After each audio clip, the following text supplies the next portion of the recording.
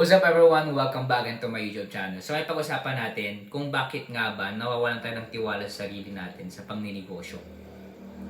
Alright, so bago tayo magsimula sa ating vlog, kung bago lang sa aking YouTube channel, please subscribe, notification bell para update po tayo sa mga bagong vlog natin na i-upload. Bago tayo, pagkabag na-reach po natin yung 1,000 subscriber ay magpapag-give away po tayo after this year, 2025. Alright, bago po tayo sa ating topic. Bakit nga ba nawawalan tayo ng tiwala sa sarili natin? Okay, ito yung mga dahilan.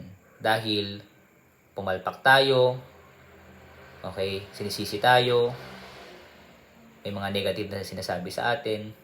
Pero alam nyo ba, ang ginagawa ko, ginagamit ko yung mga sinasabi nila sa akin as my motivation. Kilala nyo ba si SM, si Henry C? Naging motivation niya yung sa harap ng Mercury na pinaalis siya na nagbebenta siya ng parang yung business niya na shoe, yung parang naging siya ng sapatos. Ngayon, dun sa SM, walang Mercury dun. Kasi naging motivation niya. Yun isipin natin. Okay, maging motivation natin yung mga sinasabi ng tao. Wala yan. Palpak na naman. Walang mararating yan sa buhay.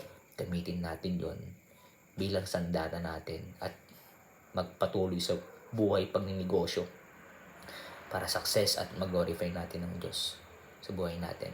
Makita nyo sa aking thumbnail, couples related po yan.